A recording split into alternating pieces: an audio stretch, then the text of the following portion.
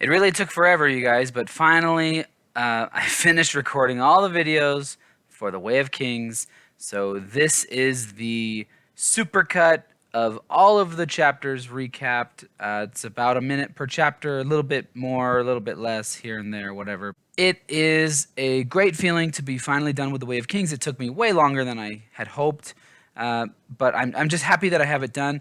But anybody who knows about the Stormlight Archive, you know that there's a lot more left to do. So thank you for being here on this long, long journey. And, there's a lot more to come. So stick around, tell your friends, spread the word, whatever, if you want. If you like these videos, let me know in the comments.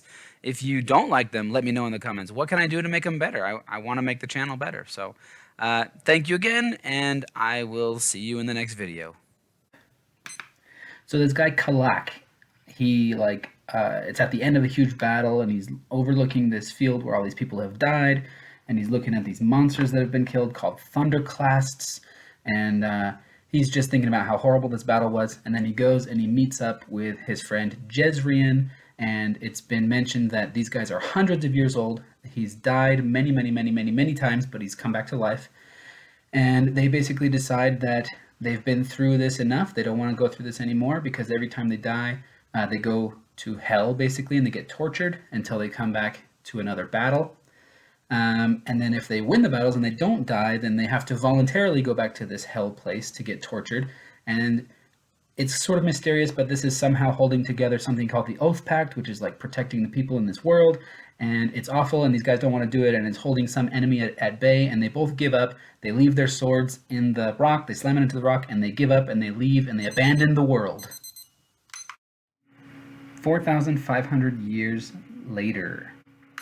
This guy Zeth of Shinovar, he's an assassin, and he kills King Gavilar. The Parshendi hired him to kill the king right after they signed a peace treaty with the king, and we don't know why. It's a mystery of the book that they immediately broke the peace treaty that they had signed with him. So he uses a magical power called lashing. He can breathe in stormlight, which is found in glowing gems all over the palace. He breathes it in, it gives him a magical power, and he can change the gravitational forces of things around him. He can walk on the ceiling, all sorts of stuff like that. It's really cool.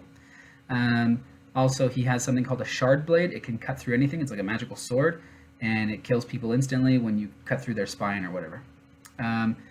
One other thing we learned in this chapter is that the people, Kalek and Jezrien, and those people from the Prelude who abandoned humanity, they are sort of people of legend now. They're called the heralds, and they will become very important later in the story. 5 years later. So we are on a battlefield, and we see this guy Kaladin. He's the commander of a squad. He serves under Bright Lord Amaram. And there's sort of like this feudal battle thing going on in this kingdom, Alethkar. The Alethi people are fighting amongst themselves because the king is gone away fighting a battle with the Parshendi, getting revenge for the murder of his father 5 years before. So he's not around to sort of squash these skirmishes, and there's a lot of border disputes among like these city-states in the country of Alethkar. Anyway, here we learn that Kaladin is an amazing warrior and a great leader, and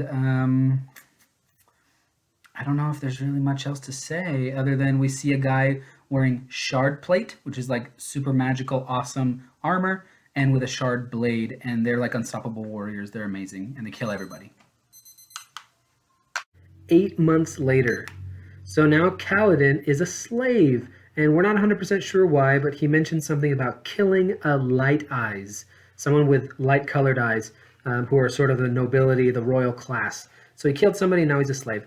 In this chapter, he's traveling in a wagon with other slaves, and we learn that he has some training as a surgeon. There's a guy who's coughing, and he's thinking about how he could cure the guy, but then the slaver ends up killing him, so he doesn't get the other slaves killed. Kaladin is very upset. He's very depressed because everyone he tries to help ends up dead. Another thing we learn in this chapter is there's a wind spren. It's sort of like a spirit of the air, and it keeps bothering him. It's been following around for months, which is really rare, and it doesn't normally happen. It's really strange. Kaladin doesn't know what's going on, They're supposed to be these sort of just spiritual spirit things, and this one is talking to him, which just doesn't happen. He's very confused. It knows his name, and it's weird. In this chapter, we change perspective. Now we're following a young lady named Shalash. She's an artist and a scholar. She's been chasing down this lady, Yasna, who is the daughter of the king who was assassinated 5 years ago. Yasna is a very famous, brilliant lady, and Shalash wants to be her apprentice, her ward. She's doing this because her family has fallen on tough times. Her dad recently died, and her family owes a ton of money to a bunch of different debtors, and so they're very desperate. She catches up to her finally in the city of Kharbranth, so she's about to meet her. And in this chapter, we also learn about the spheres that are used in this world. Spheres are like jewels that are inside glass spheres, and they're used as money and also as illumination, because when you leave them out in a high storm, they get infused with stormlight and they glow, so it's kind of cool. And so they're used to light up places and also as money. And that's about it. Now, in this chapter, Kaladin has a conversation with his slave owner, Tivlak, and we learn that on paper, Kaladin has been turned into a slave because he was a deserter from the military, but that is apparently not true. We don't know the real reason yet, but we'll find out. They also talk about Kaladin wants revenge on his slave owner. He wants revenge on Lord Amaram as well, and we don't know why, so we'll see about that as well. And let's see, in this chapter we learn about the high storms. We learn about they are these enormously powerful storms that come sweeping across the entire continent every few days. And because of them, the whole ecology of the planet has shifted. Plants like withdraw their leaves from the wind, and animals have shells and all sorts of stuff. Also, at the end of the chapter, we get to the Shattered Plains, which is where Kaladin always wanted to be as a warrior. He was always training his men to try to get them to be good enough to go to the Shattered Plains, because that's where the war is happening with the Parshendi.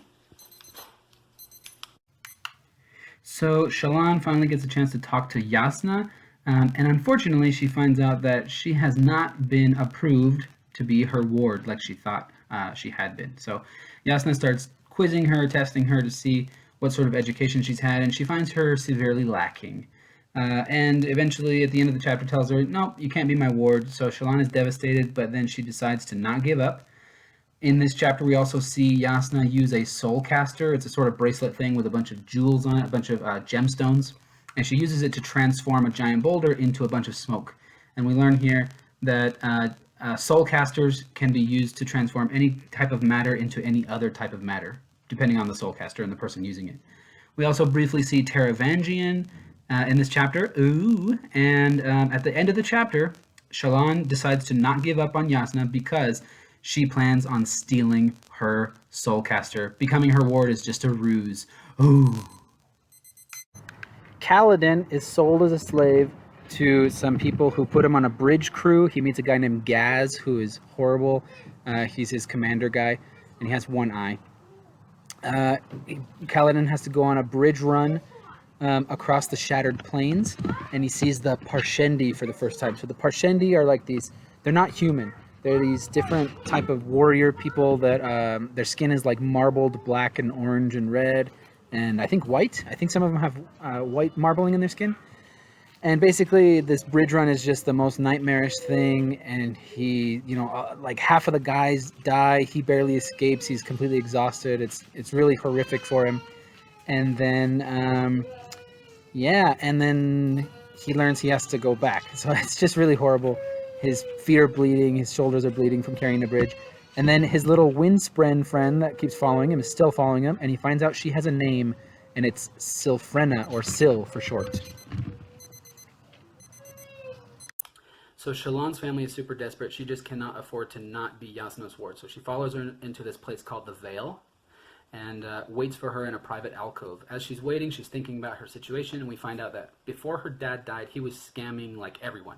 Her family was rich, but only because he was using a soul caster to create these veins of marble on his land and then mining that marble and selling it. So after he died in some sort of incident, the soul caster was broken, and now her family has a lot of debts to pay, and time is running out. They're pretending he's still alive, writing letters in his name, but pretty soon people are going to figure out he's not around, and they're going to come call him.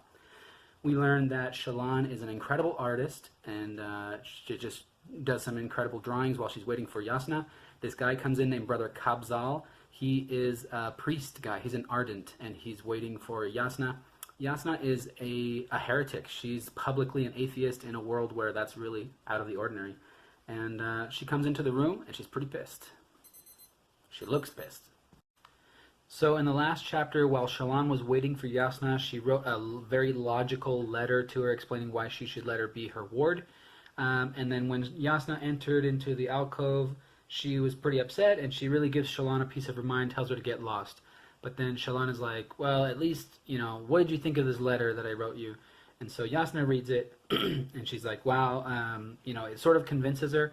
And she says, you know what, I'm going to give you another chance. When the gaps in your education have been filled, come and petition again. So Shallan is like, that's awesome, but it doesn't work for me. And so she's still really upset because she needs to get that soulcaster like yesterday. So she is just doesn't give up. She goes and gets a bunch of books, and she starts reading right there in the library. Yasna sees her, and she's like, I'm not going to be able to get rid of you, am I? And Shallan's like, I'm persistent. And so Yasna's just like, fine, we start tomorrow. Go get some rest. You look tired. And that's it. So Kaladin is absolutely hating his new life as a bridgeman. It is miserable. So bridgemen, they have to do all the worst jobs, and that includes bridge runs, which are horrible. And they have a high casualty rate, and Bridge 4 has the highest of all. So it's been a couple weeks since the last Kaladin chapter we read. And since then, all but one other guy in Bridge 4 have died. So it's just Kaladin and this other guy left. But there's always new people being added. So the bridge crew is still around. There's a bunch of people. And then that last guy, he dies in this chapter. So Kaladin is the only surviving member from that bridge run. In this chapter, we also learn about the Parshmen. They're like these slave-type people. They're not really humans. They're humanoid. And they're related to the Parshendi, but they're basically treated as like pack animals and servants and slaves. They can speak, but they hardly ever do, and it's just sort of interesting. We don't know a lot about them. They're slaves, basically. This is a flashback to when Kaladin was about 10 years old, so this is 9 years before now. So about 3 years before the king was assassinated, King Gavilar. So in this chapter, Kaladin is at his house with his dad, who's a surgeon, and it's a scene where they're operating on a young woman's hand, her injured hand, and it's really interesting. We learned some world building here. So the heralds, Kalak, Jezrien from the Prelude, we learned that they are considered sort of godlike beings, and it's really some cool sort of foreshadowing, I guess you would call it, that I did not understand my first read through, but now looking back, it makes a lot of sense because the surgeon, the dad, he tells him how like you have to wash your hands before you operate on people. We don't really know why, but that's what the heralds taught the people. They were sent here to teach everybody. So just little things like that. It's really interesting.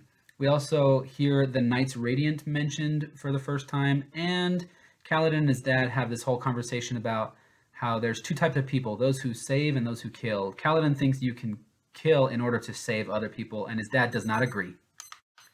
So things are looking real bad for Kaladin. He's getting more and more depressed, and he decides that's enough. He's going to go kill himself. So he goes out.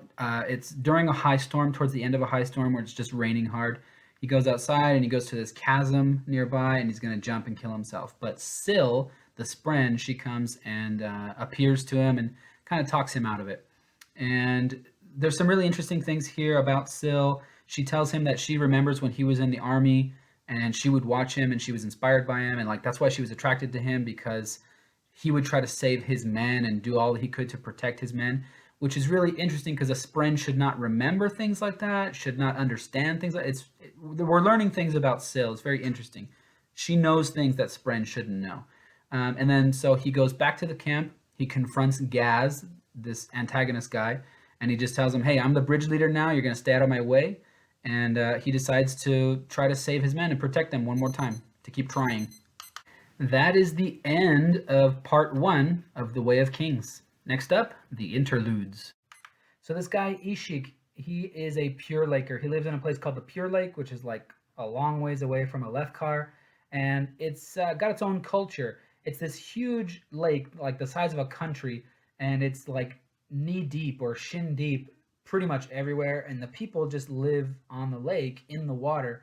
And the guy talks about how it feels wrong to have your feet dry, so like even buildings will have water on the floor. But anyway, the whole point of this chapter is that he meets with three foreigners who are looking for someone. There's some huge implications in this chapter, and I don't want to spoil it or anything, so I'm going to actually put a link in the description to a more spoilery video about this chapter.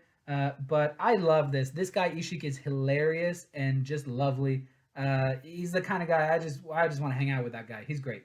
And there you go.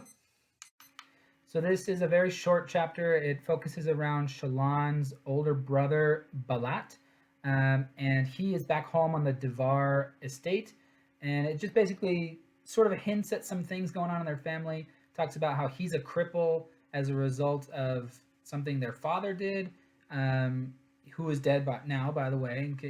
I think you know that by now.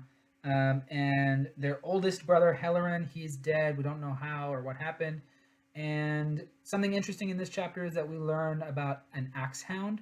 An axe hound, it's kind of like a dog. It behaves like a dog, but it's like some sort of insect creature. It's like a big dog-sized lobster. I imagine it's like a dog lobster. It says it doesn't have skin. It doesn't have shell. It has something sort of in between. It's like a hard skin.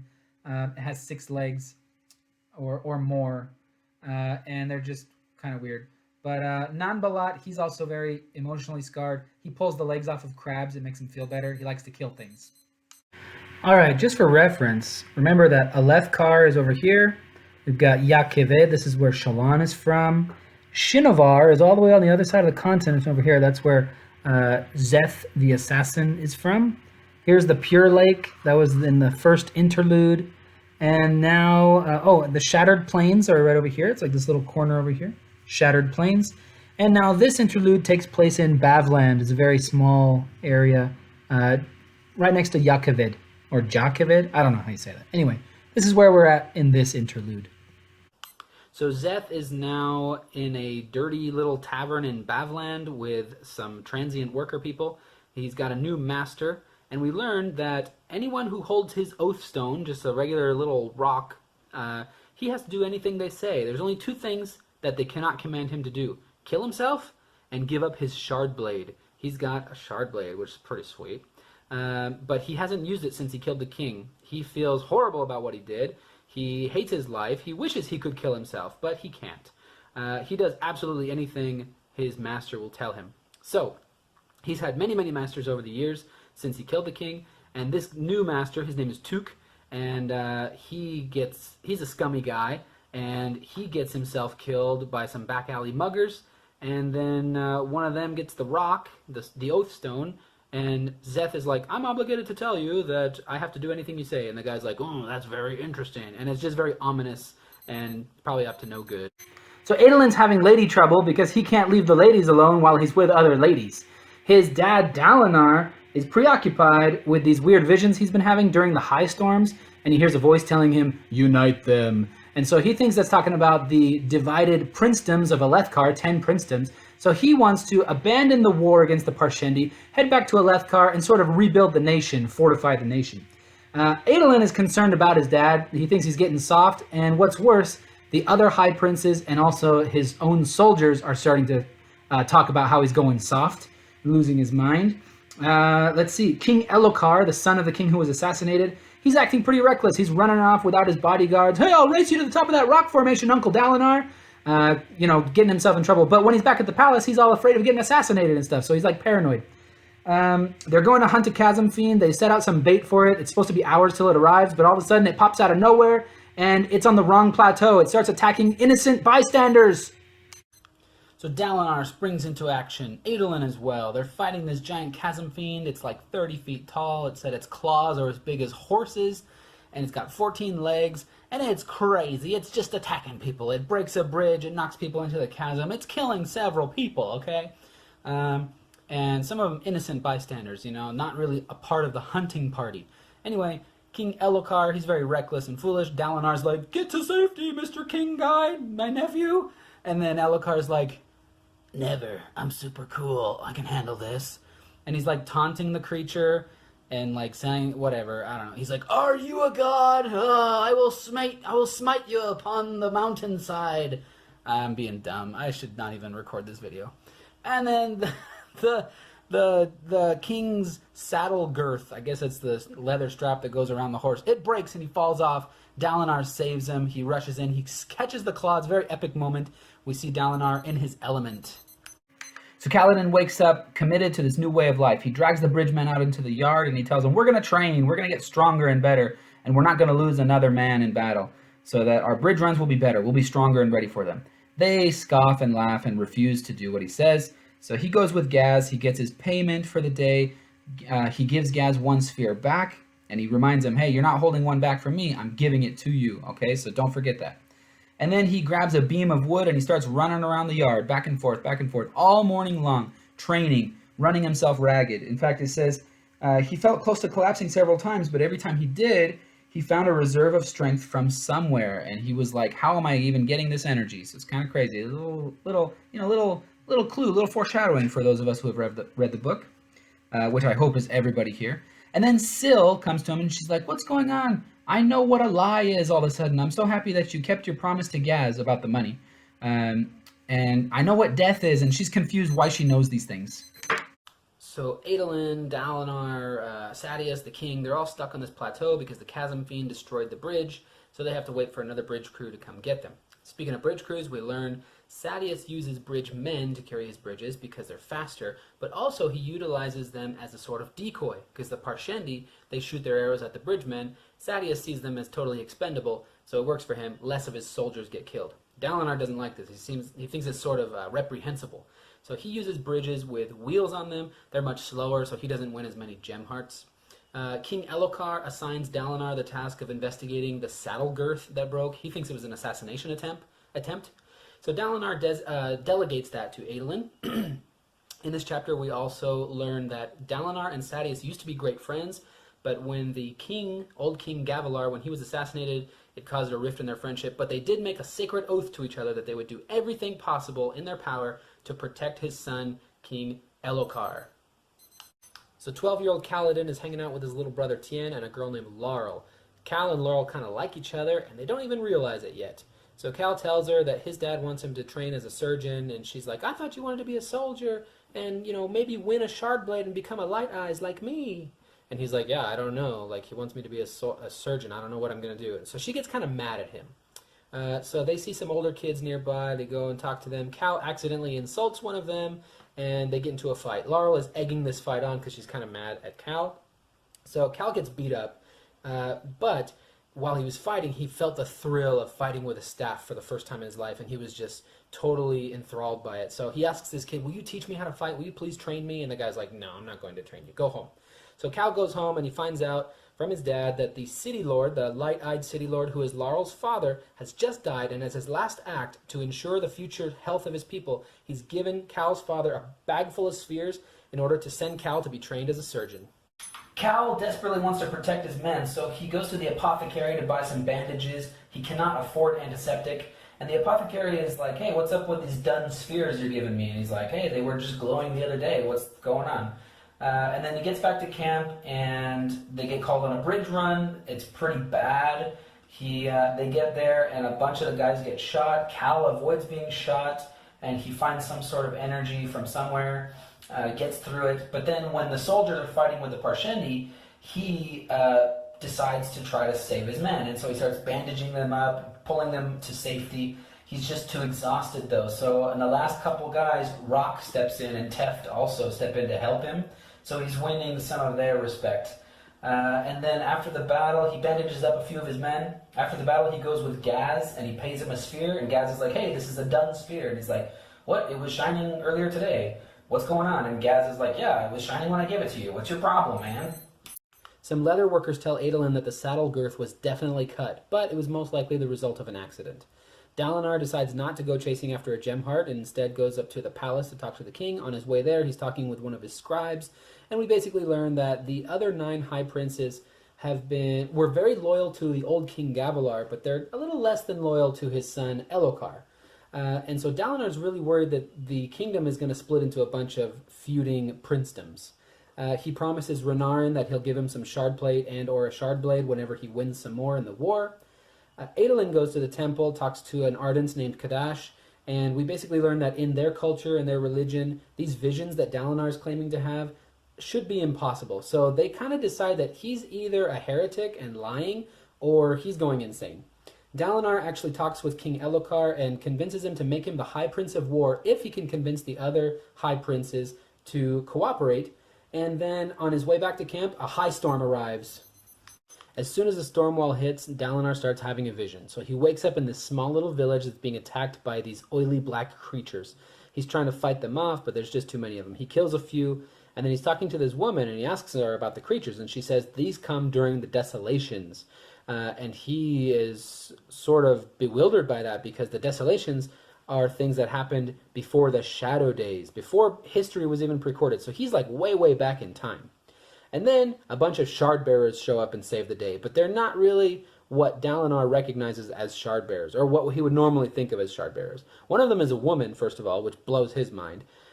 She uses a gemstone to heal him, like magically, and then like they can fly and stuff. There's just all this stuff that they can do that is not normally associated with shard bearers. So he asks them, are these things void bringers, these creatures? And they're like, these are just midnight essence, not a big deal. So then at the end of the vision, he hears a voice, and it tells him that he should trust Sadeas.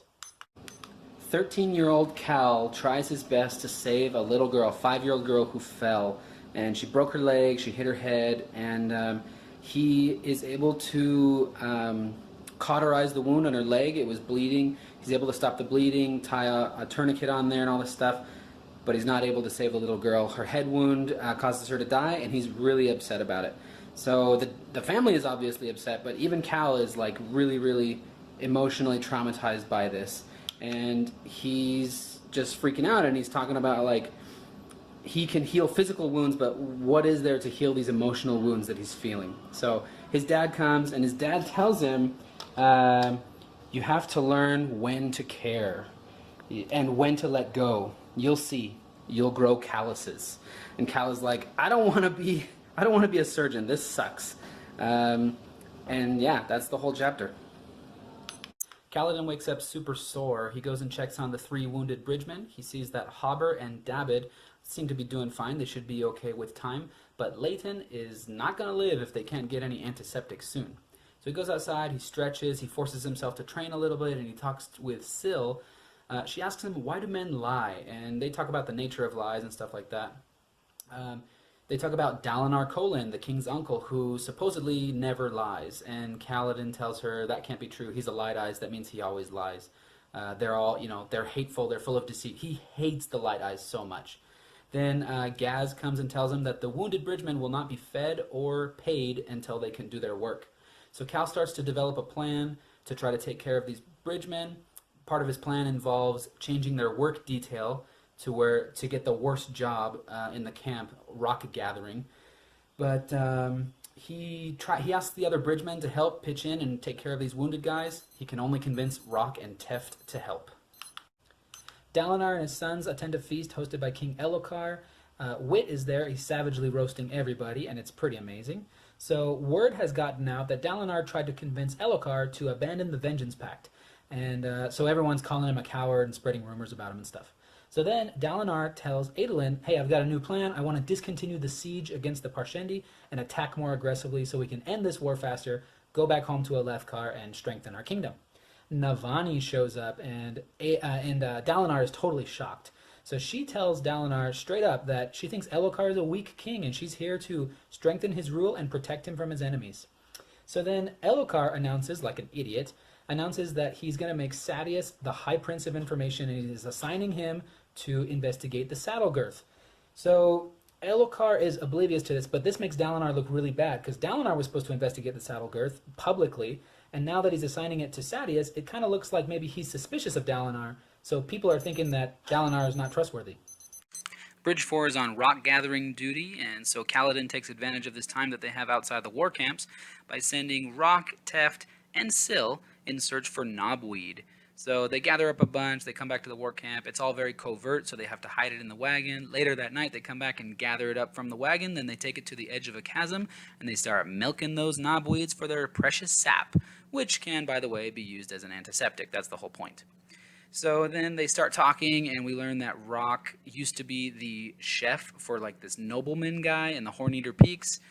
But that guy challenged Sadeas to a duel in order to win his shard plate and lost. So all of his servants became Sadeas' servants. So then Rock was cooking for Sadeas, but then he tried to feed him a bunch of chull dung, and that's how he became a bridge man. So then they ask Kaladin why he became a slave, and he's like, I killed someone. And they're like, well, murder usually gets you executed. Why are you a slave? And he's like, it wasn't murder. I was congratulated. But it turns out the Light Eyes don't appreciate it when you turn down their gifts. So Dalinar meets up with High Prince Royon, and he tries to convince him to team up with him to do a joint assault, a joint plateau assault against the Parshendi to accelerate the carnage and hopefully win the war faster. Royon is pretty skeptical, and so Dalinar is trying to sweeten the deal. He tells him, hey, we'll split the wealth, that we gain from the gem hearts and all that good stuff. Royon is like still not having it. So Dalinar actually promises to give him the first set of shards that he wins in battle. Royon is still unconvinced, and he says he needs a little bit of time to think about it. So then he leaves, and then Adolin comes in, and he way oversteps his bounds and just starts chewing out his dad. And he flat out says that he thinks he's losing his mind, that he's totally crazy, that he's getting old, and that he needs to back off and stop talking about all these visions and things that he's having, and that he needs to abandon the codes and stop being such a weird old dude. And that's pretty much it. Back in Hearthstone, 13-year-old Cal overhears some women gossiping about his family. They say that Lirin, his dad, actually stole that bag of spheres that Bright Lord Wistio gave him to pay for Kaladin's education. So Cal is pretty upset about this. He goes and talks to his mom for a little while. And then Lirin, again his dad, comes running up and he's like, hey, Bright Lord Roshar is almost here, the replacement for Bright Lord Wistio. So the whole town is gathered to see this guy arrive. Everyone's gawking and amazed that he has 4 horses. Can you believe it? The dude stops his carriage, he steps out, and he sort of sneers at everybody. And then Lirin is like, hey, Bright Lord Roshar, how was your trip, man? And the guy's like, who are you? And he's like, I'm the local surgeon, Lirin. And he's like, so you let old Wistio die. It's your fault I'm in this crap hole town. And then he just gets in his carriage and rolls on to the mansion. So, things are not looking too good. He doesn't seem very nice. Dalinar is hanging out in the war camps when he hears a horn sounding, signaling that a great shell has been spotted out on the shattered plains. So he actually decides to go for this one, to fight for this gem heart. So he grabs his shard plate, he musters his army, and he takes off. Adolin, of course, accompanies him, but so does Sadeas. He tags along, not in pursuit of the gem heart, but in his capacity of High Prince of Information. He starts interviewing Dalinar's soldiers and stuff, and Adolin is really suspicious of this. He tells Dalinar, this guy's trying to frame us, he's trying to sabotage us, he's trying to cause problems. But Dalinar says, you know what, I had a vision that told me I had to trust Sadeas, so I'm just going to trust him. They get to where the Great Shell was, and the Parshendi are there. They start fighting. Dalinar is feeling the thrill of battle. Him and Adolin are fighting against the Parshendi, and it's just crazy. But then he starts to get disgusted with himself.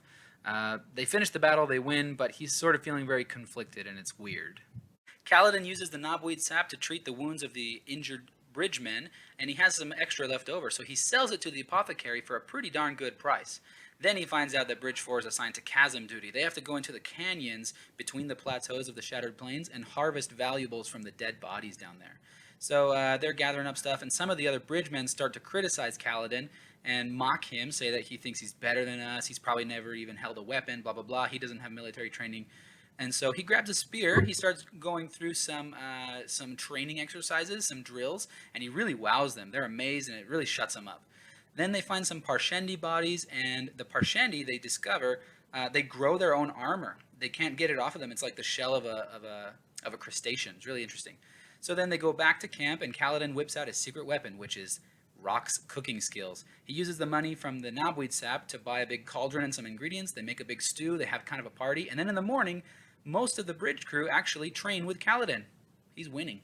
Dalinar keeps pushing Adolin to take the lead in the daily management of their royal house. He has him talk to some soldiers that Sadeas had already interviewed before about the saddle girth, and they find out that they probably did not represent Dalinar in the best light on accident. The last of the High Princes refuses Dalinar's proposal of an alliance, so to clear his head, he wants to do some menial work. He grabs his warhammer and he starts carving a latrine out of the stone. Navani shows up and tells him that his span reed, which is linked to the span reed of his niece Yasna, is blinking. So he goes and talks to Yasna for a little while. She asks him about his first encounter with the Parshendi, which was a shocking experience because up to that point, no one had ever seen independent Parshmen before. He tells her that the Parshendi did not have shard blades then, but they do now, and they learned the Alethi language really, really fast. Yasna, in an ancient text, she's come across a stylized drawing of a chasm fiend, but it's labeled as a Voidbringer. Now, she thinks that the artist probably just didn't know what a Voidbringer looked like, so they drew the most horrifying thing that they could think of. And Dalinar tells Navani that he's made a decision, he's going to abdicate in favor of Adolin. Rissyn is the apprentice to a Thaylen merchant named Vistim. They go to Shinovar to make a deal, to make a trade, and when they first get there, Rissyn is shocked that there's grass and leaves that don't move independently. They don't retract from her touch. She sets up a Fabrial that detects if strangers are nearby, so that's cool. Some Shin folks show up, and she considers their culture to be completely backward. They have farmers at the top of their hierarchy and warriors at the bottom, which is really weird to her. The warriors can even be traded almost like slaves by use of small stones that signify ownership. They do a deal where the Shin give them chickens, which are really valuable in other places of the world, and Vistim gives them metal that has been soulcast. It was not mined. And then he asks them if they have another warrior that they could give him. And they're like, no, we can't trade warriors to outsiders. It's forbidden. And he's like, but you gave me that one guy. And they're like, that was 7 years ago. He was truthless. We couldn't use him for anything, and so we got rid of him.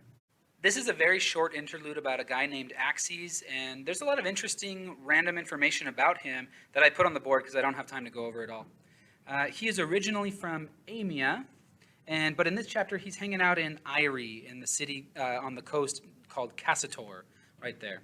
So anyway, he wakes up naked and hungover in an alleyway. He has a pretty humorous interaction with a homeless guy whom he tricks into giving him a blanket so he can wrap it around his waist. He's there searching for spren. It's his life goal to catalog all known spren and study them. So last night he thinks that he found some spren that only show up when you're super drunk. And today he goes down to the docks and he witnesses the presentation, I guess you could say, of this enormous, unique spren that always shows up in the bay at the same time every day. It's very strange. It's like 100 feet tall. It shifts its face over and over and over and over for like 10 minutes, and then it goes away. A street urchin steals his blanket, and he gets arrested for being naked in public. The last time we saw Szeth, he was in Bavland, and some street thugs killed his old master and took possession of his oath stone. Now, one of those thugs used Szeth to kill the other two, and since then, he has created this whole empire, basically, where he runs these different gambling houses, and he uses Szeth as a bodyguard and kills all of his enemies and his opponents and his competition, basically. So in this chapter, he's decided, there's a new guy who's moved into town trying to open his own gambling den, and this guy's like, that's not going to fly, go take him out. So Szeth goes. It's a cool scene where he uses his stormlight. He climbs up a wall and back down the other side. He uses his shard blade to cut a hole in the roof. He goes in, but it's all dark. No one's there. And then a mysterious figure who he cannot see greets him, shows him the head of the guy he was there to kill, and then he shows him the head of his old master, and he has his oath stone. He's like, you got a new master now. He gives him a list of like 20 people that he wants to kill, and they're all rulers from all across Roshar. Shallan's brothers tell her via Spanreed that Luesh, the only guy that they know who can use a soulcaster, has died. And also some scary guys came by the estate and are demanding that the soulcaster be returned to them. Apparently they're the ones who gave it to Shallan's dad in the first place. So the pressure is really on her to get that soulcaster from Yasna. Shallan is studying, Yasna's there, they're talking, and then King Taravangian shows up unexpectedly, and he sits down to lunch with them. He asks Yasna about her soulcaster, but she's totally closed off. She won't tell him anything about it. So then he asks for a portrait from Shallan. She starts drawing a portrait, and she really lets her mind wander, just lets her hands do the work. And when the portrait is done, she's totally freaked out to see that she's accidentally drawn some strange creatures in the background. They have like human bodies, very stiff lines, but then their heads are like these weird geometric shapes with like weird angles and stuff, and they're just really creepy looking. She freaks out. And then she talks with Yasna a little bit about atheism. Our good friend Gaz, the ugly dude with the missing eye, he is stuck between a rock and a hard place. So he talks to his commanding officer, Lamaril, and he owes this guy money. Kaladin's bribes are the only thing helping him stay ahead of his payments. But Lamaril tells him, this Kaladin guy, this bridge man, he's a problem. He needs to die, but only during a bridge run. We can't kill him in the night or anything like that, because then he'll become a martyr. So Gaz needs to figure out how to kill Kaladin, but also make his payments to Lamaril. Meanwhile, Bridge 4 is really flourishing under Kaladin's guidance. They are enjoying communal stew in the evenings, and Kaladin is getting them to train and exercise and also experiment with different handholds on the bridge. He is training them to try to carry the bridge sideways. Kaladin's hope is that you can actually use the bridge as a shield. Gaz sees this, and he thinks, if they do a bridge run like that, there's a high chance that Kaladin's going to get killed, so he encourages him to do it. Late at night, Lirin is getting a little drunk and venting his frustrations to his son, Cal. He finally has broken down, and he admits that he's not a respected member of the community and that the people don't trust him. Lirin has always refused to charge for his medical services, and his family has always depended on the charitable donations of the townspeople to survive. But recently, the new city lord, Roshar, implied that if Lirin was too foolish to charge, then he shouldn't get paid, and immediately the people stopped donating. So Cal tries to convince him to use the spheres that Bright Lord Wistio left for his family, and Lirin says, no, that's exactly what Roshar wants, we're not going to do that. Suddenly, there's some banging at the door. This group of masked figures are outside, and they're insisting, they're demanding the spheres. They're threatening violence. Cal is very scared. Lirin pulls out the spheres, illuminates the men, and it turns out they're not some highwaymen traveling through the town. They are locals. They're people that Lirin has cured and treated before. Lirin says, beat me up if you want them, and the cowards slink away into the night. The one, the only, the Lopen is now a member of Bridge 4, and he's a bridgeman for all of about 30 seconds before he has to go on a bridge run. But since he only has one arm, he just carries the water. So they arrive at the plateau, and it's full of Parshendi. Now, normally, the bridge crews place their bridges all pretty much side by side, so that the army can surge across and attack. This time, Kaladin sees, he's afraid that his men are going to get killed, so he's like, hey, let's do the side carry thing. They flip their bridge sideways, they run out in front of the other bridge crews, and they use their bridge as a shield. They sort of run at an angle. They drop their bridge. It's a huge success. None of Bridge 4 gets injured or killed. The other bridge crews behind them, however, see this, and they try to imitate Bridge 4, but they haven't trained. They don't know what they're doing. It's all chaotic. Only a couple bridges get placed, all haphazardly. The army cannot cross. It's a bloodbath. Lamaril and Gaz want to kill Khaled on the spot. He convinces them not to, and he just gets beaten. Shallan is hanging out in the Palladium, the giant library in Kharbranth, and she's thinking and pondering about how she can steal Yasna's Soulcaster. She goes looking for a book that she saw Yasna studying earlier, and she's pretty surprised when she finds that it's a collection of obviously fictitious tales for children. When she returns to her studying alcove, Brother Kabzal is there. He's brought bread and jam, but he knows that Yasna doesn't like jam, and Shallan knows that he knows that. But she also knows that he knows that Shallan likes jam. Is that confusing? So he's kind of flirting with her. They engage in some very cringy, flirtatious banter. And then he gives her a little demonstration on somatics. He has sand in a plate, and when he plays a musical note on the edge of the plate, it makes the sand form different shapes. And he says that this is like proof that the Almighty exists. Yasna shows up and dismisses him very rudely. And after he's gone, Yasna tells Shallan that Brother Kabzal is going to ask her to steal Yasna's Soulcaster. Kaladin wakes up tied to the side of Bridge 4's barrack. There's a high storm coming.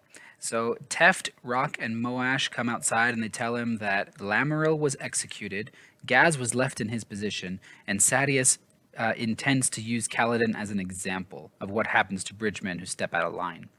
Kaladin tells the men that he will survive the high storm. He doesn't really believe this, but he just says it to them to be inspiring, and he's sort of making a gamble that, if I somehow survive, it'll be all the more inspiring, and we'll have more hope and all that sort of stuff. Teft gives Kaladin a Skymark sphere for luck. It's all that they were able to salvage from his pouch after the soldiers were beating him senseless. And then Kaladin stares and watches as the storm wall hits the camp. The storm wall hits, and Kaladin is completely overcome by an icy surge of rainwater.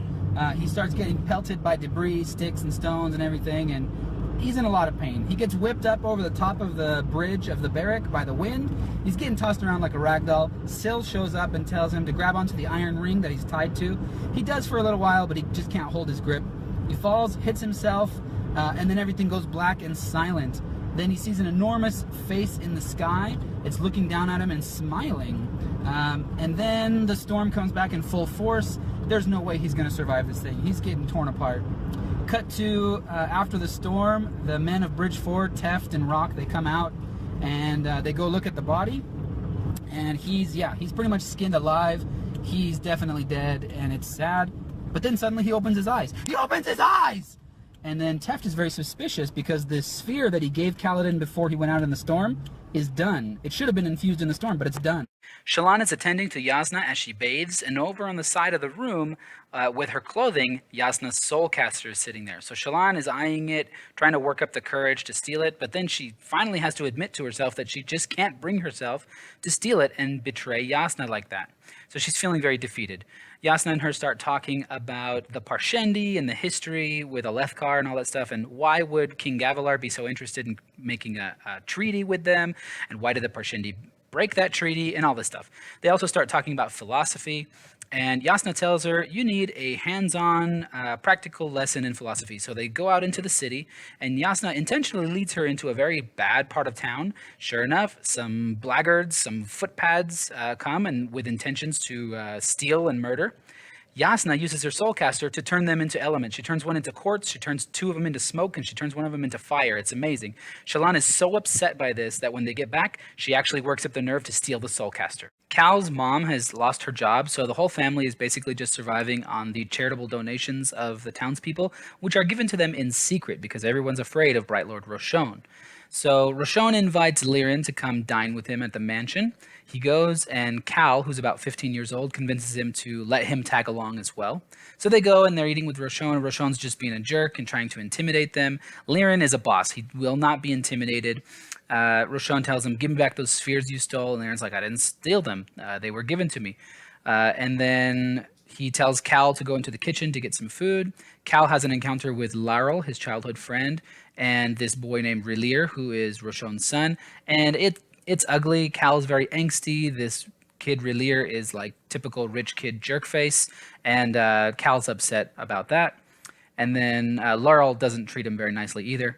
And then on the way home, he finds out that Lirin actually did steal those spheres from Wistio, and his whole world is rocked.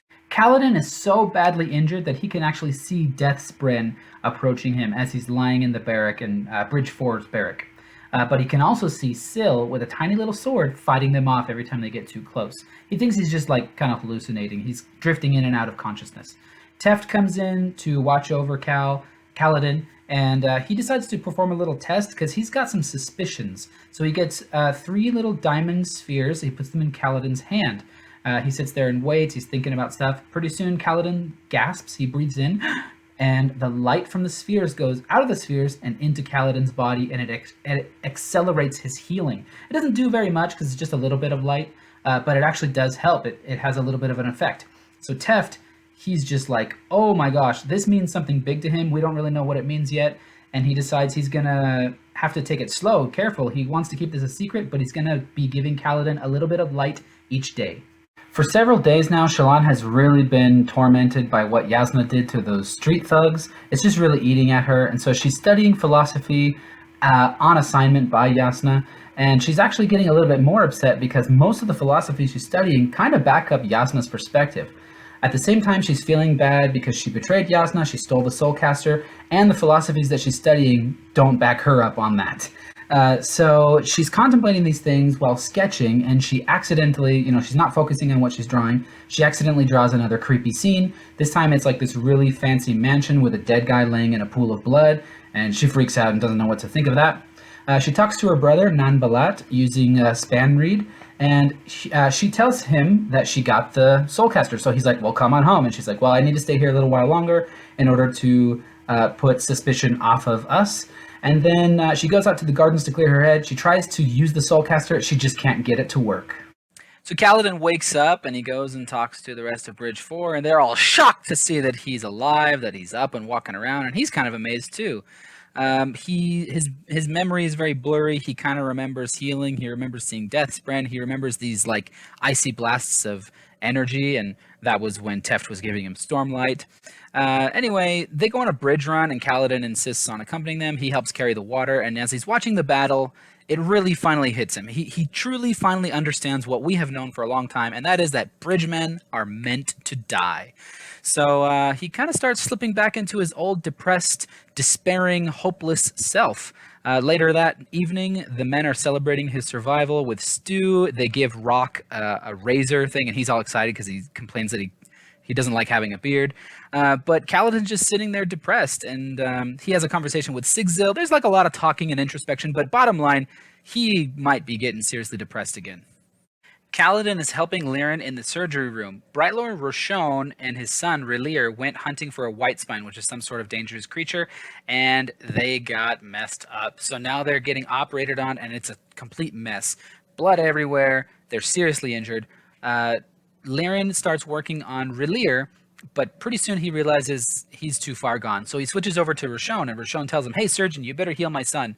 He's like, your son's already dead. He's like, no, he's not. I can see him moving. He's like, his wounds are so bad I can't heal him. I'm just going to focus on you. He's a goner. Roshon is not happy about that at all. And while Liren is operating on Roshon, he takes a white spine tusk out of his leg, and it still has some like splinters in his leg, and one of them is very close to the femoral artery. And with his knife, he comes very close to actually cutting his femoral artery, but he looks at Kaladin, and he sees he's there, and he says, no, I can't do that, and he goes out. So Kaladin and Liren are talking about it later, and he says, yeah, like, I almost killed him, but I wouldn't have done it. And Kaladin's like, I would have. After a couple more weeks of studying philosophy, Shallan has come to the conclusion that what Jasnah did to those street thugs was, strictly speaking, both legal and right, but she insists that it was neither moral nor ethical. So they have a little discussion about that. Jasnah gives Shallan the rest of the day off, so she rushes off to her room to try to work on the soulcaster, but she can't get it to do anything. Then she sneaks into Jasnah's room, starts looking through her stuff. She finds 3 notebooks, one about a mysterious place called Urithiru, one about the Voidbringers, and the 3rd notebook is all about this area of the world, Natanatan, the Unclaimed Hills, the Shattered Plains, and stuff like that. So Shallan doesn't know what the heck any of this means. Kabzal shows up, and they go out and they eat bread and jam, and they flirt a lot. Kabzal doesn't know anything about soulcasters, but he is quite interested in Shallan. He even talks about possibly leaving the Ardentia for her, and she's like, slow your roll, dude. And then she gets news that the ship that brought her to Kharbranth is going to be passing through in about a week, and she figures, if Jasnah hasn't said anything about her soulcaster by then, I'm probably in the clear, and I'm going to get out of here. The new Lydas in charge of Bridge 4 has assigned them to permanent chasm duty. Kaladin can feel his old hopelessness, his depression sort of creeping back into his life, and the men of Bridge 4 do not understand why. He just survived a high storm. That's like the stuff of legends. So Bridge 4 heads down into the chasms. The men are they're like nervous because Kaladin is acting weird, and also there's evidence of chasm fiends in the area. They find a bunch of bodies. They start harvesting whatever valuables they can find. Teft. Now remember, Teft is the one who was sort of secretly feeding Kaladin Stormlight in order to heal him. He's trying to motivate Kaladin, and he mentions something about journey before destination. And then Sigzil elaborates and explains that the Lost Radiants had a sort of motto. They said, life before death, strength before weakness, journey before destination. This leads to a whole discussion about the Radiants and the Voidbringers and all this stuff. Kaladin meditates on it a bit. Syl says she really likes this journey before destination thing, but she doesn't know why. So Kaladin decides, let's make one last effort. I'm gonna train you guys with the spears. We're gonna break out of here. Kaladin hates the weeping. It's this time of year when it just sort of softly rains for 4 weeks with a high storm in the middle.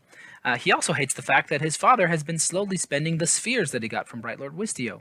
But his mom assures him, hey, don't worry, we're only spending the spheres slowly so that Roshon will think that he's sort of winning and he'll get off our backs. High Marshal Amaram. He's a warlord in charge of protecting this area of Alethkar. He's in town looking for recruits, but Kaladin is no longer interested in joining the military. He's fully committed to becoming a surgeon.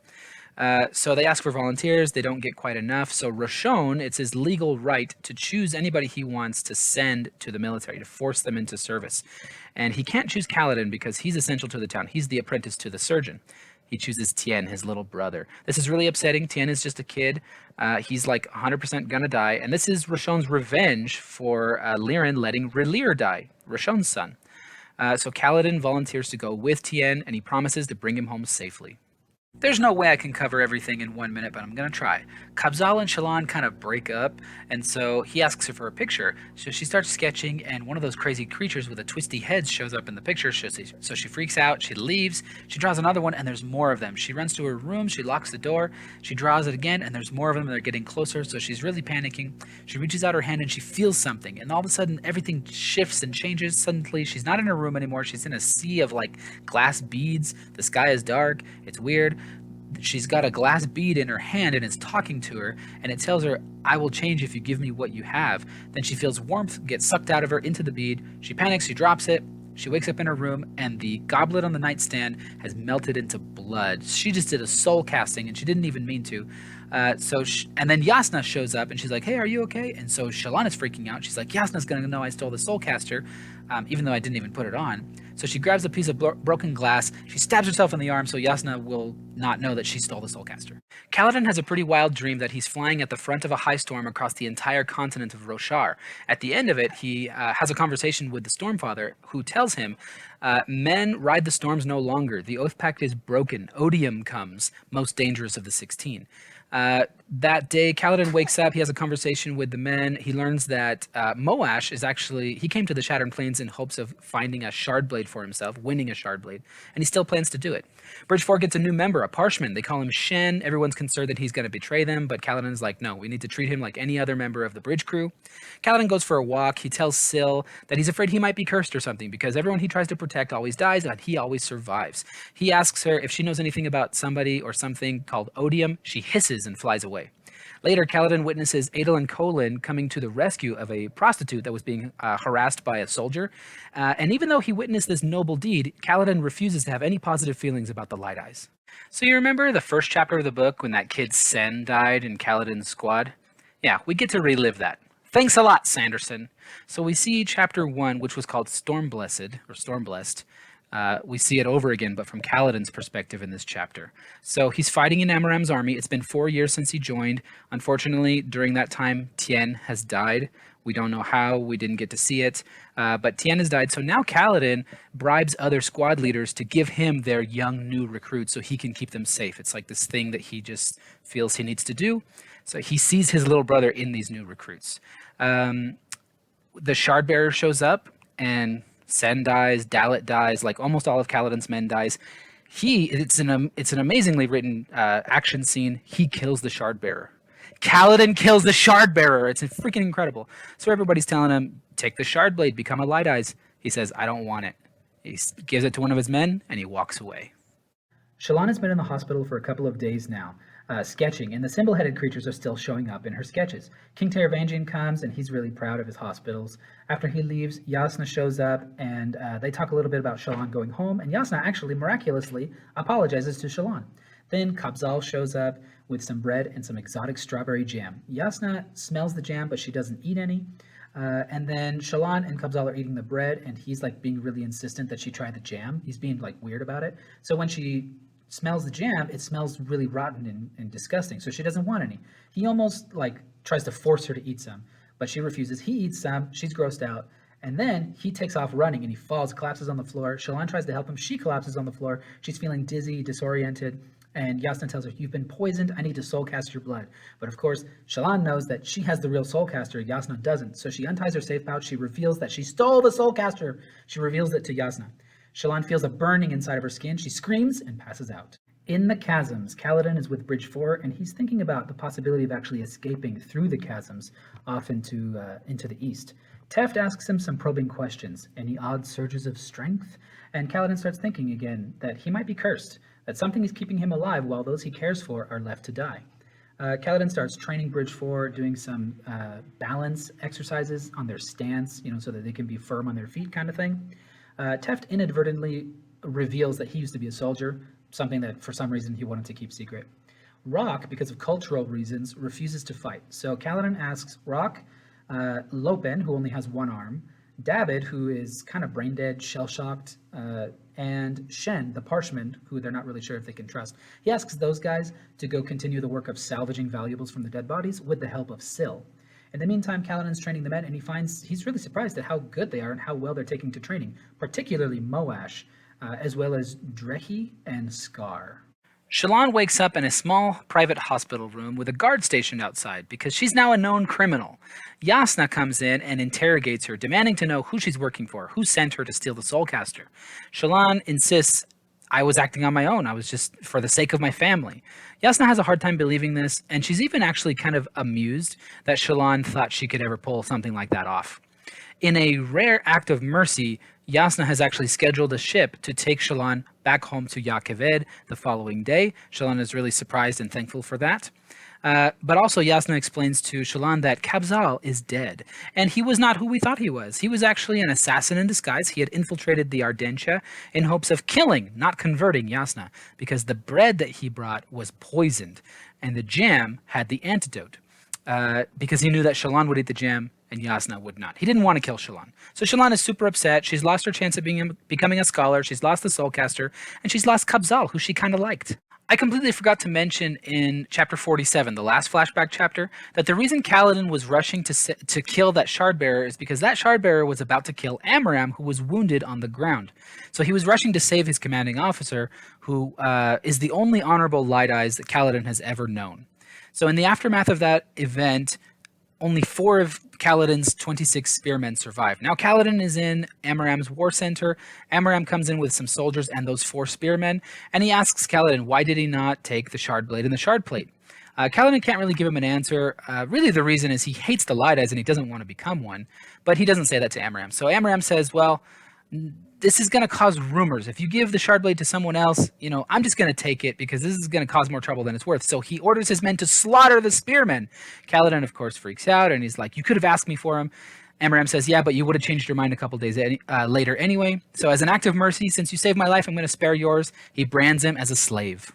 All right, in this interlude, we are in a place called Emule, which is right around here, far away from most of the action of the book. And we're following a guy named Baxil. He's with his cousin Av, and they are with their mistress breaking into the palace of some rich guy. And their mistress is this very beautiful, very sort of commanding personality that they are very intimidated by. And she's there to destroy some artwork. We don't really know much about it, but I will put some spoilers in the discussion down below because Brandon has sort of revealed some major stuff about this. But something major in this chapter, or this interlude that we learn, is something about the old magic. We've seen this referenced a couple of times before, but they talk about going to see the Night Watcher, asking a boon, and apparently the Night Watcher gives you some sort of magical gift, but then she also gives you a curse to go along with it. And apparently a lot of people have done this, and most of them regret it. 2 ardents, who are apparently a married couple, are living and working/studying on one of the Reshi Isles in this area of the world. Now, Asher, he is a cook. His calling is cooking. And he mentions, while he's talking about food, he mentions both the spiritual realm and the cognitive realm. And it's really interesting because he calls the cognitive realm Shadesmar. And if you remember, that was the title of chapter 45, and some really wild things happened in that chapter. You can check out my recap video right over here. And then Asher is studying some flame spren, and she notices when she measures them and writes down the number, the flame spren stop moving. Normally they dance around and they shape shift and they're just very constantly moving, but when she writes down the number, they freeze, they lock up until she erases that number, then they go back to their erratic movements. Now, I think I know why this might be, and it's not really a spoiler, but I just don't want to say it here just in case, so I'll put it in the description below. Check it out. We don't know who Szeth is currently working for, but they've ordered him to kill the king of Yakeved. It says, his orders were simple: kill as you have never killed before. Lay the innocent screaming at your feet and make the Light Eyes weep. Do so wearing white, so all know who you are.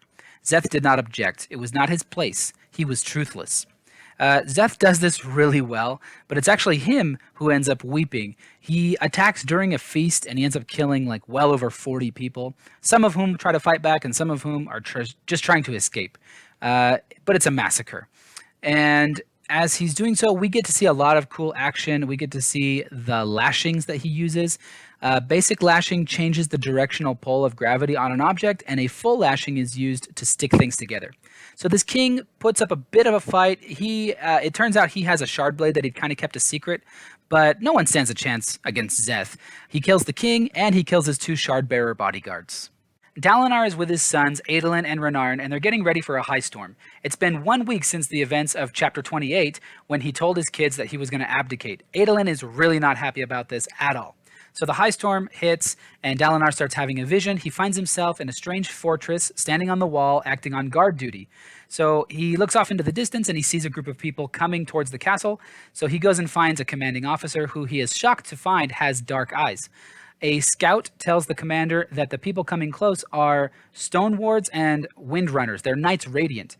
So the Knights Radiant get closer, they summon their shard blades, and they stab them into the ground. They take off their armor, their shard plates, and they start walking away. Dalinar is witnessing the day of recreance. He tries to stop them, but he just can't. People come out of the fortress, they start fighting over the shards and killing each other.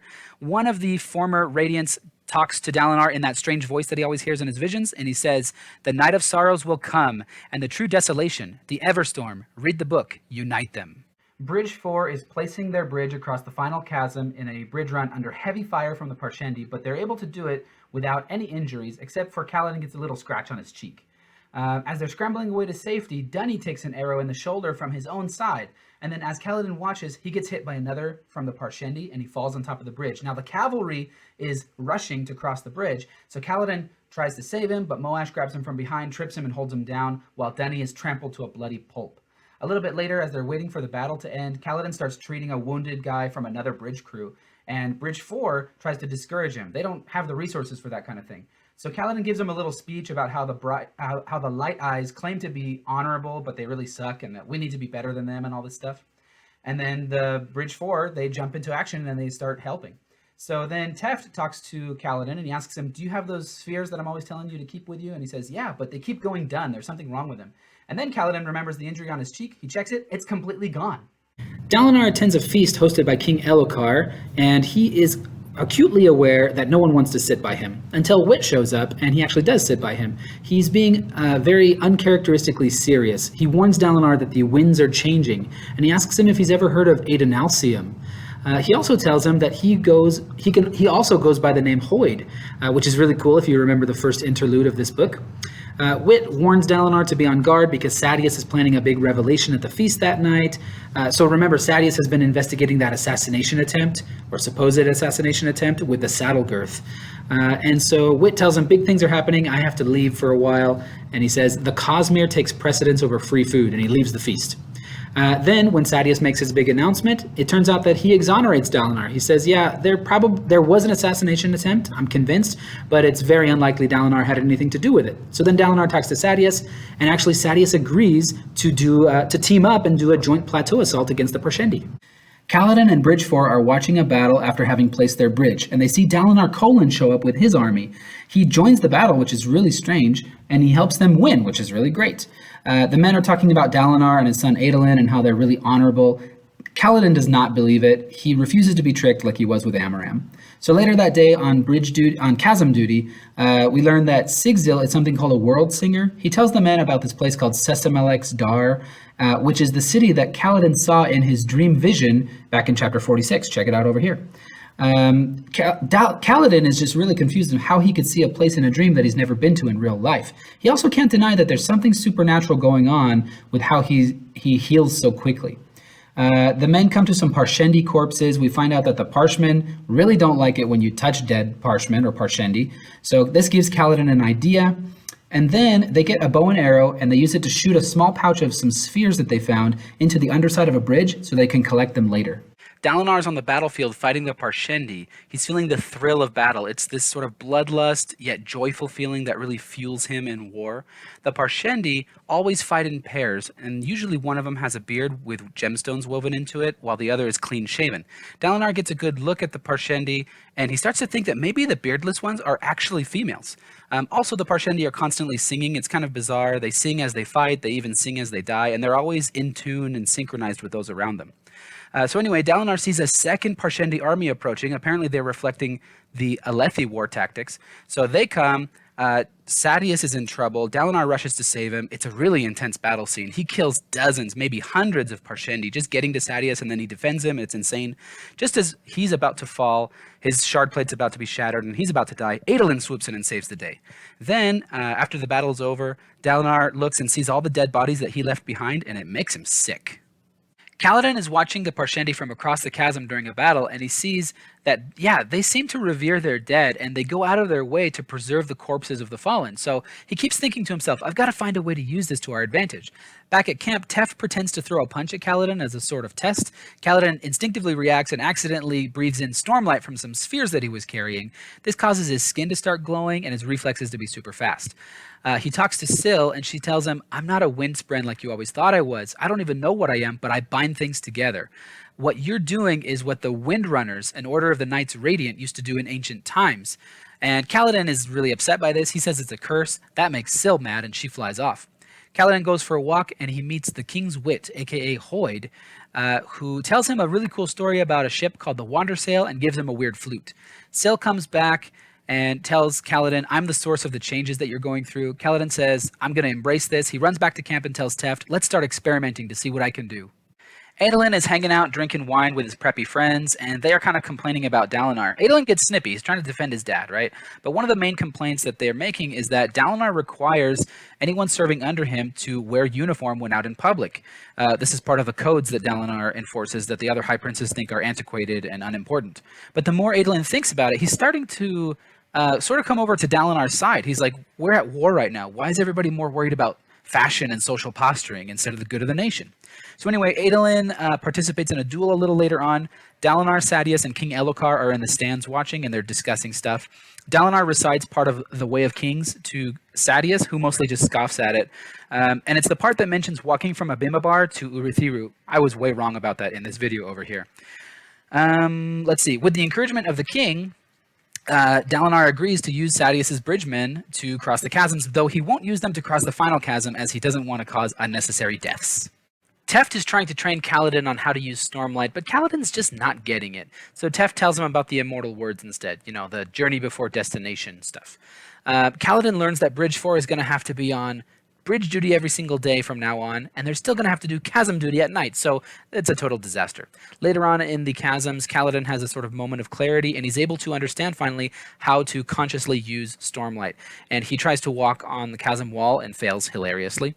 Then he finds some Parshendi bodies, and he gets a knife, and he cuts off their outer carapace, and he attaches it to some leather armor. He also gets some Parshendi bones and attaches them to a shield. He's got some sort of plan that we don't know about yet. Then he puts it all in his sack, and he uses his newfound awesome Stormlight abilities to stick some rocks to the chasm wall, climb up the rocks, and tie that sack to the bottom side of a bridge.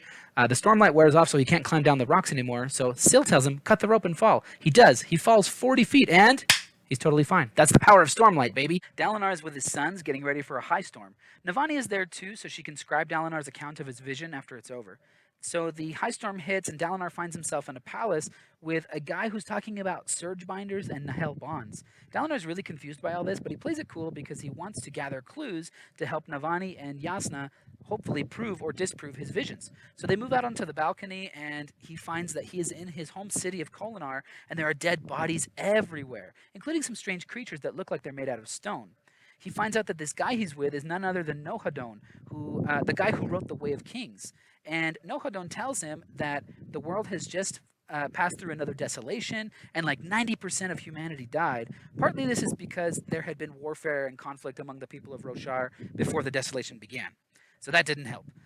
Once the vision is over, Navani says that she recognized some of the gibberish that he was saying. She finds it in a book, and she says, I think this is Dawn Chant. And to her mind, it totally proves the veracity of Dalinar's visions.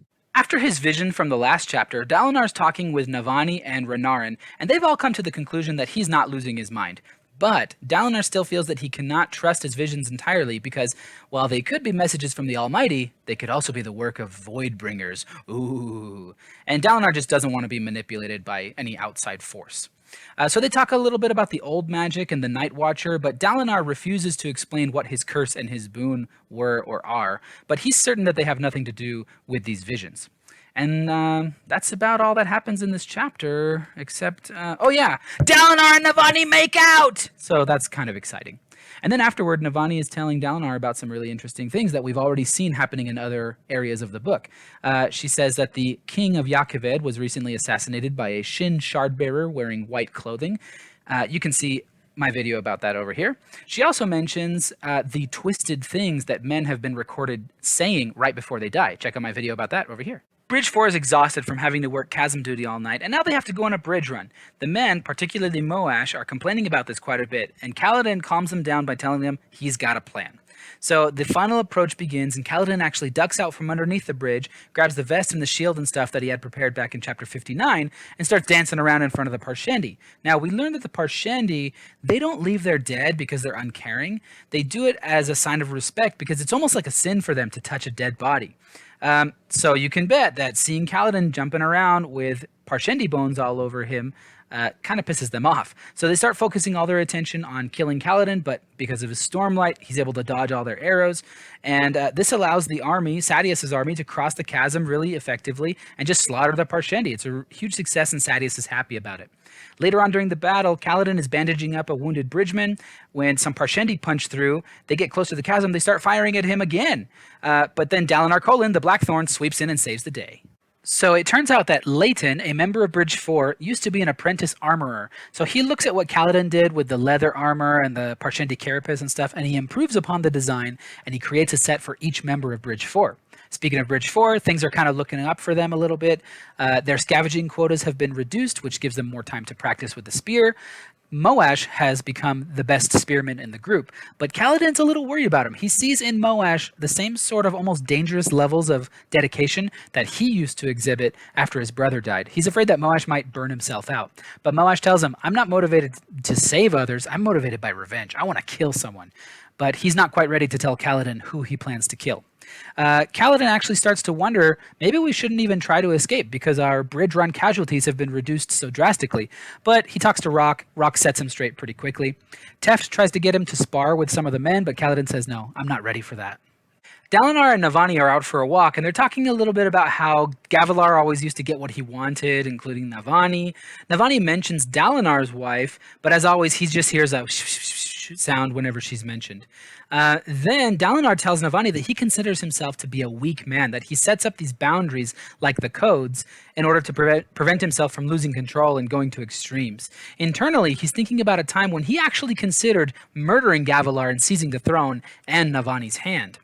Some horns sound indicating that a chasm fiend a chrysalis has been spotted on the plateau called the Tower, so Dalinar rushes off. Then we cut to Bridge 4, and they're getting ready for the bridge run. They look awesome with their sweet armor. In fact, everyone around them, soldiers, other bridgemen, everybody, stop and gawk as they pass by. Then we cut again to Adolin, Dalinar, and Sadeas, and they agree that they're going to bring as many soldiers as they can because they're eager to crush the Parshendi and turn the tide of this war. So here is the plateau called the Tower, and it's only got a couple adjacent plateaus near it. All the other area around it, it's way too far for the Parshendi to jump or for the Alethi to span with bridges. So the plan is Sadeas attacks first, he clears some space, Dalinar attacks second. At first everything goes really well. Dalinar actually splits the Parshendi force into two, and their plan is to keep them away from these adjacent plateaus in order to corner them and just crush their forces and defeat everybody. So it goes really well at first, but then Dalinar sees this young Parshendi warrior who just looks terrified, and this kind of catches Dalinar off guard. The thrill leaves him, and he starts to question this entire war effort. Like, what am I doing, killing all these people? And then Adolin points out, oh, look, another Parshendi force is approaching that Sadeas' lookouts conveniently did not warn us about. They look over at Sadeas, and they see, oh, look, he's on the other side of the chasm. He's leaving with all of his bridges. So Dalinar's army is surrounded by Parshendi with no way to escape. Kaladin sees that Sadeas is retreating, so he orders Bridge 4 to retreat as well, and they retract the bridge, they start heading out. But then he sees Sadeas in person, and he's not wounded or anything. And then he looks back, and he's examining what happened in the battle, and he's like, nothing went wrong, why are we leaving? And then he realizes Sadeas is intentionally leaving Dalinar to be killed, and Kaladin is on to his tricks.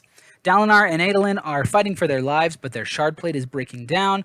It's totally hopeless. With the bridges gone, they don't stand a chance of survival. And Adolin was right to not trust Sadeas, right? But then Dalinar's thinking, how could that be? I had that vision back in chapter 19 that I should trust Sadeas, like what's going on? And then Adolin tells him, you know what? This is not your fault. At every turn, you did the right thing, and I wouldn't have it any other way, basically. So Dalinar gives his men this rousing speech about how all men are destined to die, but it's the path we take that really matters and all that stuff. So they charge back into the battle. And Dalinar's only regret is that he's leaving Renarin as the High Prince, surrounded by cunning enemies. Bridge 4 is totally exhausted, leaving the tower. They're lagging behind, so Sadeas' army actually just leaves them. So now they're free. They could use their bridge to span the chasms and run away. But they see that Dalinar is clearly going to die, and they do the honorable thing. They return to save him. So as they're rushing the chasm, Parshendi line up and start shooting arrows at them. They use the side carry technique and use their bridge as a shield, but then the Parshendi start shooting from the other side, so Kaladin uses his Stormlight. He attracts all the arrows to his shield. It's this awesome moment. He has like this burst of Stormlight. Everybody sees him glowing. A bunch of the Parshendi actually run away. And then Kaladin, he's exhausted. He starts thinking about the day that Tien died. We get to see that flashback. Tien was a messenger boy in Amaram's army. He got pulled into battle. He wasn't prepared. He was actually used as a decoy, and Kaladin was rushing to save him, and he sees him get cut down, and he watches him die. It's this horrible moment. So then we're back with Bridge 4. Bridge 4 runs. They place the bridge. Kaladin jumps the last little gap. He recites the second ideal of the Knights Radiant, and he starts kicking butt. So Kaladin is fighting the Parshendi, trying to maintain the ground around the bridge, when finally Dalinar and Adolin are able to punch through and get to the bridge. So Kaladin stops fighting so much and starts helping get the army into an organized retreat. Meanwhile, a Parshendi shardbearer shows up and starts fighting Dalinar. Now, Dalinar is totally fatigued. His armor's fallen apart. He doesn't stand a chance against this guy. He's fit and fresh and ready for battle. But Dalinar actually puts up a pretty good fight.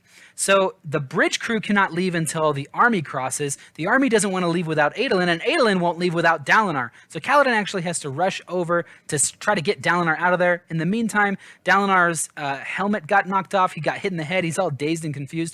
The Parshendi shardbearer leans over and says, "It is you. I found you at last." And Dalinar's like, "What?" Then Kaladin shows up, injures the Parshendi shardbearer in the leg, and gets Dalinar out of there. They cross the chasm, and the Parshendi just let them go. Then Dalinar tells Kaladin that he promises him safety for having rescued him. So Dalinar gets back to the war camps and confronts Sadeas, who claims that he betrayed Dalinar for the good of the kingdom. He says, "I did what I did as a mercy. You're losing your mind. You're messing everything up. So I wanted to put you out of your misery and make you into a martyr that we could all rally behind and crush the Parshendi." When the conversation is over, Dalinar's like, "By the way, I'm taking your bridgemen back to my camp." Sadeas is like, "No, you're not. They're my property."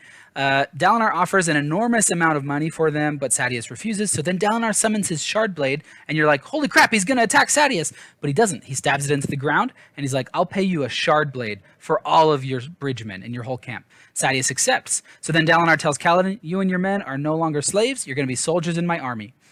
Then he pays Elhokar a little visit. He gets him to confess that Elhokar himself cut the saddle girth at the beginning of the book. And then he beats him up and shows him, "Hey, I could kill you if I wanted to, but I'm not going to kill you. So you should trust me, make me into the High Prince of War, and let me run the war effort. And by the way, I'm dating your mom." Shallan is still in her hospital room, and she's wondering, how the heck did Yasna survive eating that poisoned bread? And then it hits her. She runs over to the library, and she accuses Yasna, "I know that your soulcaster is a fake." It turns out Yasna was soulcasting the poison out of the bread as she ate it, and she also soulcasted the antidote out of the jam inadvertently. That's why Kabzal died and the jam turned all rotten. But Yasna didn't have the real soulcaster at the time. Shallan had already made the switch. So Shallan realizes, you can soulcast without a Fabrial. And guess what? I can do it too. Yasna's like, "What are you talking about?" Shallan's like, "Hey, creatures, simple-headed creatures, come take me to that place." And they're like, "You need to tell us a truth first." So she says, "I killed my father." All of a sudden, boom, she's in that weird place. She starts sinking in the sea of glass beads. Yasna shows up. She's like, "You idiot! It is so dangerous to travel to Shadesmar." And then she grabs her, she saves her, pulls her out into the real world again. Shallan is able to convince Yasna to keep her on as her apprentice, but she's going to be working in a new capacity. They are both going to be studying the secret stuff that Yasna was studying before, and they're going to start with the Voidbringers. At the end of Interlude 6, Szeth got a new master who gave him a list of world leaders for him to kill. Ever since then, Szeth has been roaming the planet, destabilizing kingdoms and causing chaos. He gets to the last name on the list here in this chapter, and it's Taravangian. So he uses his awesome Stormlight skills and his Shard Blade to get into the palace and do all sorts of stuff. And then he gets to Taravangian. He's about to kill him, and then we learn Taravangian's the one who gave him that list. He has had his oath stone this whole time. Wah! He says that sometimes you have to tear down a structure in order to rebuild it with stronger walls. Then he takes Szeth downstairs to a hospital room where healers are slowly drawing people's blood and killing them and recording any death rattles that they might say. Taravangian is convinced that the end of the world is near, and he thinks the information in the death rattles is going to be key to saving the world. He then orders Szeth to kill Dalinar Kholin. Jasnah is finally giving Shallan some straight answers. She explains that the modern-day ardents who soulcast, they have to actually use a Fabrial. They can't do it without that soulcaster device. But those Fabrials were designed to imitate the innate abilities of the ancient Knights Radiant. There were 2 orders of the Knights Radiant who could soulcast, and Jasnah has that ability. We now know that Shallan has that innate ability. She can do it without a soulcaster. But other than those 2, Jasnah doesn't know of anybody in the world who has that power. Now, the symbol-headed creatures, Jasnah explains that they are a type of spren, and that the Lost Radiants, their powers were linked to the spren somehow. Now, they're about to start studying the Voidbringers, right? And Jasnah explains, we fought the Voidbringers for so long. When we finally defeated them, we didn't destroy the Voidbringers. We enslaved them. The Parshmen are the Voidbringers of ancient mythology.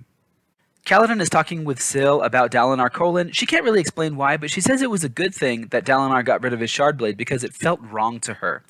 Dalinar shows up and says that he wants Kaladin and Bridge 4 to serve as his personal bodyguards for him and the royal family because he and King Elhokar are about to do something very dangerous and they're going to need all the protection that they can get.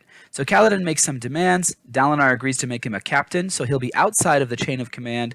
Nobody but the royal, no light eyes except the royal family can give him orders.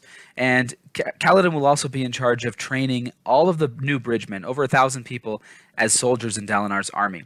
So Kaladin returns to camp. He finds Rock cooking stew. The rest of Bridge 4, they're hanging out. They're all excited about his powers, which he had kept hidden from the majority of them up until today.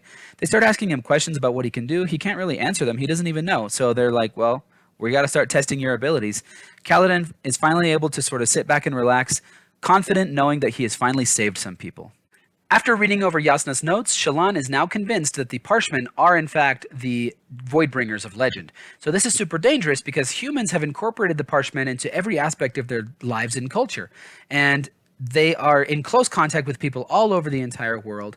They're basically seen as beasts of burden. They're like a part of the scenery. Nobody even notices they're around. So if they all suddenly turned into dangerous monsters, it would be catastrophic for the human race. Shallan and Jasnah decide that they need to go to the Shattered Plains to continue their research. Jasnah tells Shallan, guess what? We're not the only ones looking for this connection between the Parshmen, the Voidbringers, and the Parshendi. Kabzal, the assassin, was a part of an organization called the Ghostbloods. She shows Jasnah the Ghostblood symbol, and Shallan is shocked because, hey, that's the same symbol that her father's steward, Luesh, had on a necklace, and it's the same symbol that the scary guys back in chapter 29 showed to her brothers. So apparently her dad was involved with the Ghostbloods as well. A high storm is approaching, and Dalinar's sitting there thinking, how could I be misled by my visions into trusting that devious scoundrel, Sadeas? So the vision begins. Dalinar climbs up to the top of this rock formation. He looks down and he sees, holy cow, I'm in my home city of Kholinar, but it is completely destroyed. That's scary. This guy shows up, starts talking to him, and Dalinar realizes, wait a minute, this is the exact same thing that happened in my first vision, down to the very words that this guy is saying.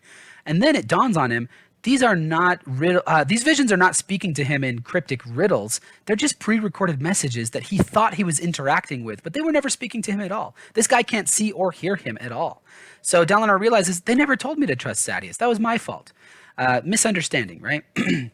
So then this person tells Dalinar about this mysterious enemy who wants the destruction of all things, the true desolation. He tells him, you need to speak the ancient oaths, life before death and all that stuff. You need to reform the Knights Radiant and challenge this guy. Make him choose a champion and you might actually stand a chance. Oh, by the way, I'm God and I'm dead now because Odium killed me. The King's Wit is hanging out at the Kholinar city gates, and he's making the Night Watchman feel generally uncomfortable with his weird questions. He's playing a little stringed instrument, and He's asking them, what do men think is of most worth? And everything they say, he's like, yeah, but no. He says, creativity, artistry, invention, novelty. These are the things that most men say are of most worth when you get down to it, which shows what terrible liars we are. So apparently that's not what men think is of most worth, but he doesn't tell us what the real answer is. Anyway, there's some banging on the gates. The guards grab their spears. They're all nervous. Something's going on. And then a shard blade comes through the crack, severs the bar that's holding the gates closed. This filthy man bursts through. He's carrying a shard blade, but his eyes are dark brown. He says in perfect Alethi, I am Talanelelin. I don't know. I think that's how you say it. Talanelelin, stone sinew, herald of the Almighty. The desolation has come, and I have failed. And that's it. The book's over. The book's done. You still here? You still here? Oh my gosh, you're still watching this? Okay, go take a break. That was a long video. No more YouTube for you today, and I'll see you with another video soon.